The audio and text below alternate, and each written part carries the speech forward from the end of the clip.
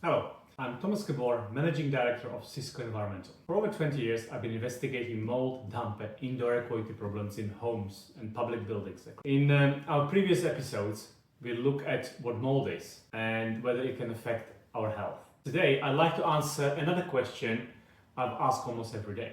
Why does mold keep coming back, even after we cleaned it? If you find yourself cleaning the same patch of mold year after year, you are certainly not alone. In fact, it's one of the most common situations we investigate, as the reason is surprisingly simple. Most people remove mold, but they never remove the conditions that allow it to grow in the first place. One of the biggest challenges I think I'd like people to make is this. Mold is always never the real problem. It's a symptom. The real problem is usually excess moisture. Think of mold as your home's warning light. If the oil warning light comes on in your car, you wouldn't simply remove the bulb and assume everything is fine.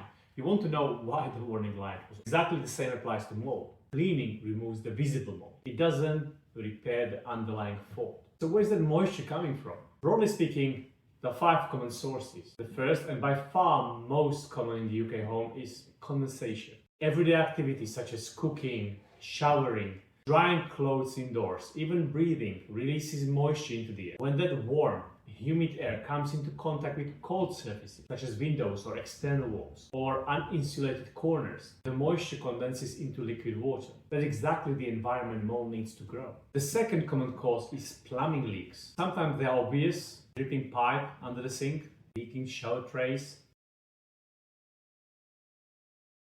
but quite often they are hidden behind walls, beneath floors, or above ceilings, where they can go unnoticed for months. This third cause is penetrating damp.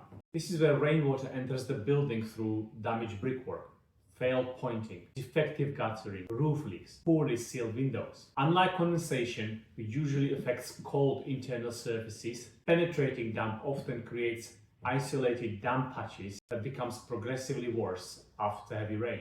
The fourth source is something many people don't think about: construction moisture. New building contains enormous amount of water. Concrete, plaster, floor screed, paint, all contains moisture that needs time to dry. If a building isn't properly ventilated during this process, elevated humidity can remain for months after completion. And finally, there is rising damp. Now, contrary to popular belief, true rising damp is actually much less common than many people imagine. It's certainly something we do encounter, but in my experience, condensation and building defects account for far more mold problems than rising damp ever does. People often ask us another question.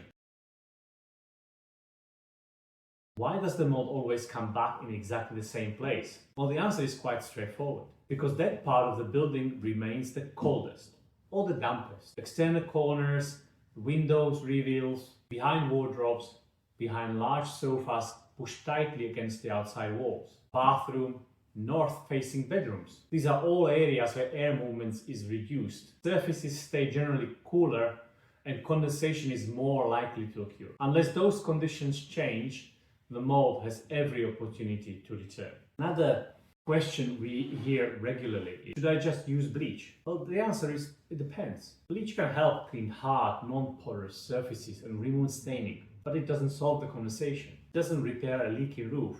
It doesn't improve ventilation. And it certainly doesn't dry out damp walls. On porous materials such as plasterboard, timber, or painted walls, mold often extends beneath the surface. Cleaning removes what you can see. It doesn't necessarily remove what you can't. This reminds me of a property we investigated last winter.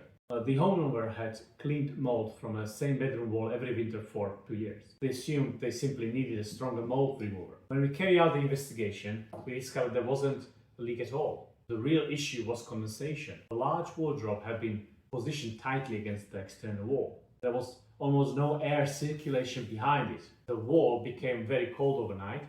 Condensation formed behind the furniture. Mold grew every winter. Once the wardrobe was moved away from the wall, ventilation was improved and the indoor humidity was reduced. The mold stopped coming back, not because